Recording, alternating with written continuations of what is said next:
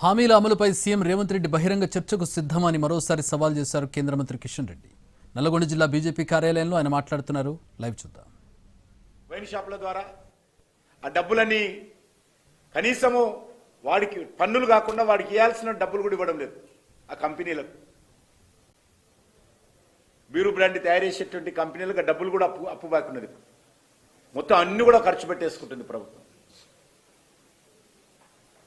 ఈ రకంగా రాష్ట్ర ఆర్థిక వ్యవస్థ కేసీఆర్ హయాంలో ఏ రకంగా ఉండిందో ఈరోజు కూడా కాంగ్రెస్ పార్టీ హయాంలో ఆ రకంగానే తయారైంది.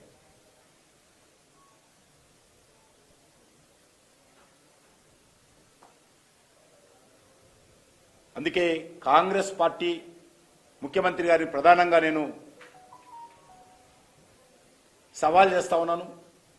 ఈ యొక్క 2 సంవత్సరాలుగా మీరు ఇచ్చినటువంటి గ్యారంటీలు కానీ, మీరు ఇచ్చినటువంటి 420 సబ్ గ్యారంటీలు కానీ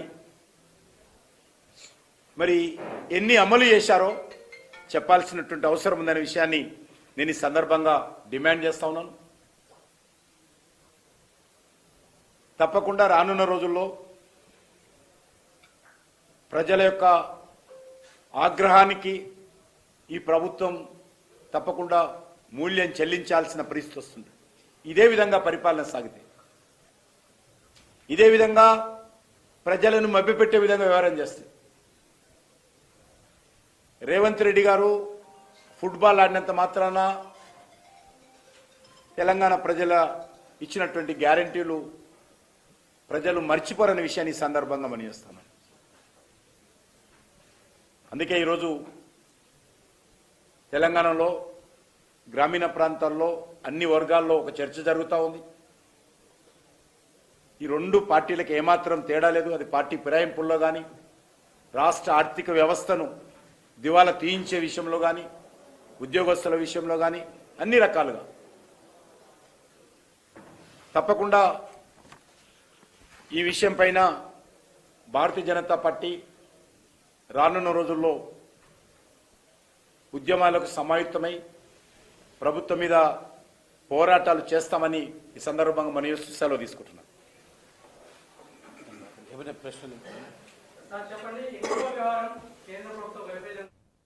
ఏ రకంగా పార్టీ ఫిరాయింపులను ప్రోత్సహించుండో కేసీఆర్ నిర్దిష్టంగా గత 2 సంవత్సరాలుగా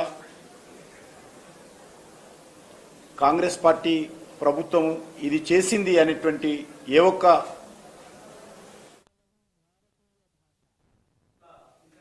కంపెనీ అనుకోకుండా ఆ రకంగా పరిస్థితులు ఉత్పన్నమైనవి. గతంలో ఎప్పుడు కూడా జరగలేదు. ఏ కంపెనీ కూడా ఏ రోజు కూడా జరగలేదు. అనుకోకుండా జరిగిన దాని మీద తప్పకుండా దాని మీద మేము దర్యాప్తు చేస్తాం, కఠినమైన చర్యలు తీసుకుంటాం.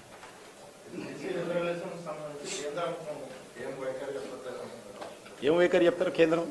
వాళ్ళు ఇచ్చింది హామీ, వాళ్ళలో ఓట్లు వేయించుకుంది వాళ్ళు ఇచ్చింది వాళ్ళు ఇచ్చిరు. వాళ్ళు ఖచ్చితంగా అమలు చేయాల్సిన బాధ్యత. ఏ ఆధారంగా ఇచ్చిరు వాళ్ళు హామీలు?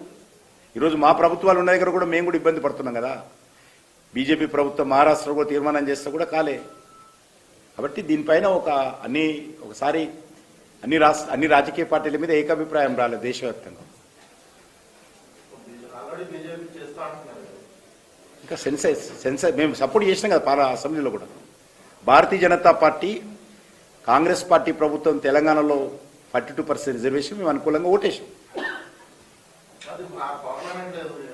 పార్లమెంట్లో చేయాలన్నప్పుడు దేశవ్యాప్తంగా చర్చ. తెలంగాణ రాష్ట్రంలో ఇచ్చిన డిమాండ్ పార్లమెంట్ అయితే అది దేశవ్యాప్తంగా చర్చ జరగాలి. అన్ని రాజకీయ పార్టీలు, కాంగ్రెస్ పార్టీ కానీ బీజేపీ కానీ అందరూ చర్చ జరగాలి, ఏకాభిప్రాయం రావాలి. తప్పకుండా పరిష్కారం అంతే భవిష్యత్తులో. ఇప్పుడేం లేదు, తీసేసిన పోయింది, అది పాత ఇష్యూ. ఏనాడు తప్పది. ఎవరైనా ఉంటే వాళ్ళని సస్పెండ్. రాష్ట్ర ప్రభుత్వ పరిధిలో అంశం అది. ఎందుకంటే గతంలో రాష్ట్ర ప్రభుత్వము మా తెలంగాణలో ఎకరానికి 7 క్వింటాలు వస్తుందని వాళ్ళే చెప్పారు. దాన్ని పెట్టుకున్నాం. ఇప్పుడు వాళ్ళు పెంచుతున్నారు. అగ్రికల్చర్ ఆఫీసర్, మండల్ లెవెల్లో ఉన్నటువంటి అగ్రికల్చర్ ఆఫీసరు ఈ గ్రామంలో ఈ రైతుకు ఇంత ఉత్పత్తి అయిందని సర్టిఫై చేస్తే అంత తీసుకుంటున్నారు. తేమ శాతం కూడా ఎక్కడ కూడా పరిష్కారం అయింది. ఇప్పుడు ఎక్కడ కూడా రైతులు 12% మించి తేమ ఉండేటువంటి పత్తి తీసుకురావడం లేదు. ఆరబెట్టుకొని తీసుకొస్తున్నారు. రైతులు చాలా చైతన్యమయ్యారు. ఇప్పుడు వచ్చినటువంటి ప్రతి క్వింటాలు కూడా చివరి క్వింటాల వరకు కూడా కేంద్ర ప్రభుత్వం పత్తి వచ్చే సంవత్సరము మార్చి ఏప్రిల్ వరకు కొనుగోలు చేస్తారు. వచ్చే సంవత్సరం మార్చి ఏప్రిల్ వరకు కూడా మా కౌంటర్స్ ఓపెన్ ఉంటాయి. చివరి క్వింటాలు చివరి కేజీ వరకు కూడా కొంటాం. ధన్యవాదాలు. ఈ యొక్క ప్రెస్ సమావేశం ఇంతటితో ముగిసింది. అందరికీ ధన్యవాదాలు. కేసీఆర్, బీఆర్ఎస్ పార్టీ, ఈరోజు కాంగ్రెస్ పార్టీ, రేవంత్ రెడ్డి కూడా అదే బాటలో ప్రయాణం చేస్తా ఉన్నారు.